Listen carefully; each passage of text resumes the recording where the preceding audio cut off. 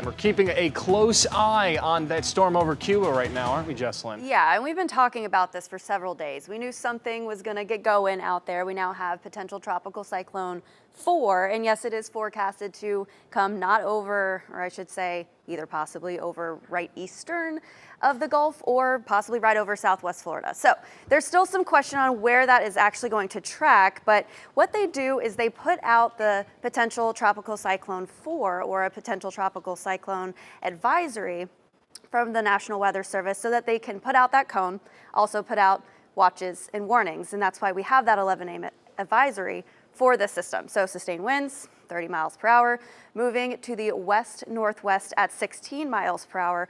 What's happening is it's really getting kind of eaten up by the terrain of Cuba, and that's why we're not going to be seeing it strengthen all too much over the next day or so as it pushes off towards the west-northwest. But take a look as we head into tomorrow. It's going to be moving back over water into some more favorable environment, and that's where it is forecasted to strengthen into Tropical Storm Debbie by tomorrow night or either by tomorrow afternoon. So this is where it's also going to be the closest path. Now, remember what I was saying with that cone, it could be anywhere over Southwest Florida or anywhere over here into the eastern Gulf. So there's still some question mark on where exactly this is going to travel, but our impacts stay the same. Our main impact is going to be some heavy rainfall. Now, if it does track a little bit more towards the east, that means, yeah, we could be seeing some more gusty winds, but really still, we're just gonna be seeing those wind gusts anywhere from 30, 40 miles per hour as of right now.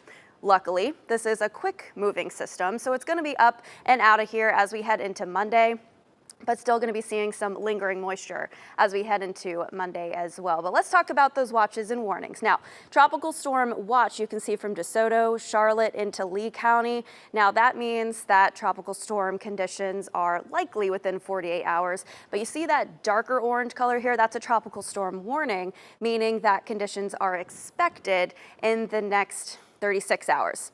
Let's time it all out. So this is going to be starting tomorrow afternoon. We're going to start to get some of that moisture starting to work in bands as we start to really around lunchtime.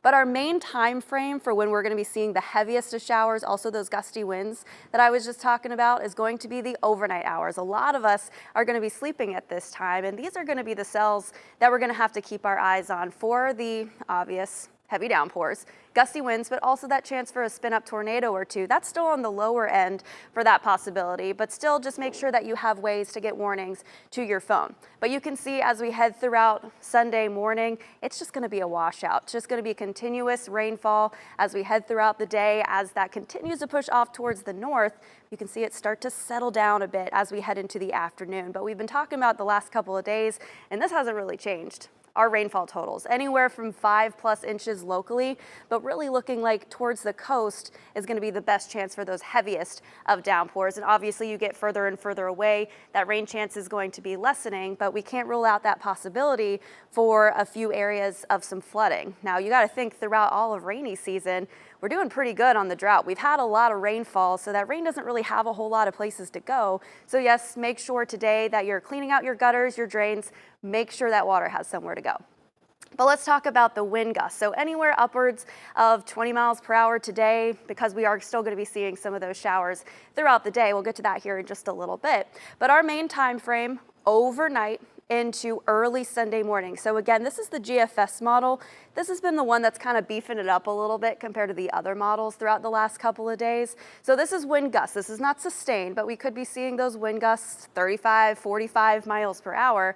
This is also going to be the time frame where we could be seeing some of that coastal flooding with that onshore wind. So keep that in mind. And unfortunately, our high tide is going to be right around that same time. So that's why we do have that possibility of some coastal flooding as well. But again, just some gusty winds with some of those cells that push off to the north and with those heavier downpours as well.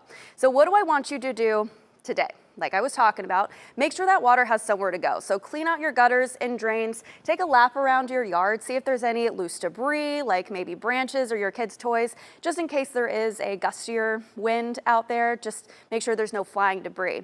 But also just have ways to get alerts like we've been talking about. We are gonna be seeing the heaviest of rainfall and even that chance for some stronger storms and severe weather as we head into the early morning hours when we're all asleep. Now, today, when you are picking up any of those loose branches, or if you're just taking a lap around your yard, make sure that you are taking breaks today. It is going to be a hot one. We do have a heat advisory out for all of Southwest Florida. Going to be feeling like the triple digits. And yes, we are going to be dodging a few of those heavier downpours into the afternoon as well. So as we wrap this up with our 7-day forecast, I do want you to be aware of, yes, this weekend, really starting tomorrow afternoon is when we're going to see those heavy downpours starting up.